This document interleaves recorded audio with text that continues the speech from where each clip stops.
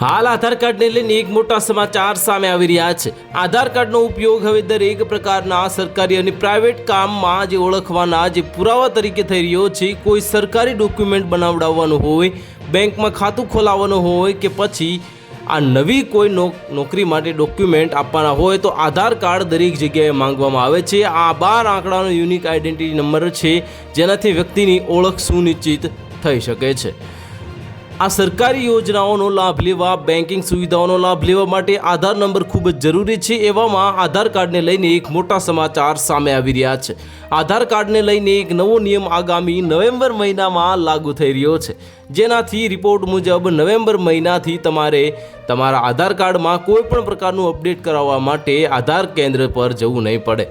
નવો નિયમ લાગુ થયા બાદ તમે ઘરે બેઠા જ આધાર કાર્ડ અપડેટ કરી શકો છો અને આનો સૌથી મોટો ફાયદો એ થશે કે તમારે આધાર કાર્ડ અપડેટ કરાવવા માટે આધાર કેન્દ્ર પર નહીં જવું પડે અને લાઇનમાં પણ નહીં ઊભું રહેવું પડે।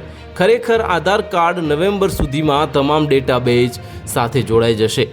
ડેટાબેઝ જન્મ તારીખના દાખલા એટલે કે બર્થ સર્ટિફિકેટ અને ડ્રાઇવિંગ લાયસન્સ એટલે કે પાસપોર્ટ અને પાસપોર્ટ સાથે જ જોડાશે અને આધાર કાર્ડમાં કોઈ પણ વિગત ઓટીપી દ્વારા જ અપડેટ થશે। હાલમાં 2000 મશીનો નવા ડેટાબેઝ સાથે જોડાયેલી છે।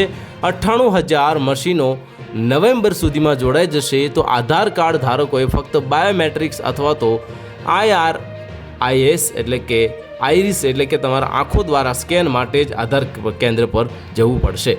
તો હાલ માટે આટલું જ। મળીશું નવી અપડેટ સાથે। જો તમને અમારા વિડીયો પસંદ આવતા હોય તો વિડીયોને લાઇક કરી દેજો, ચેનલને સબસ્ક્રાઇબ કરી બાજુમાં આવેલા બેલ આઇકનને દબાવી દો, જેથી તમને આવા સમાચારની અપડેટ મળતી રહે।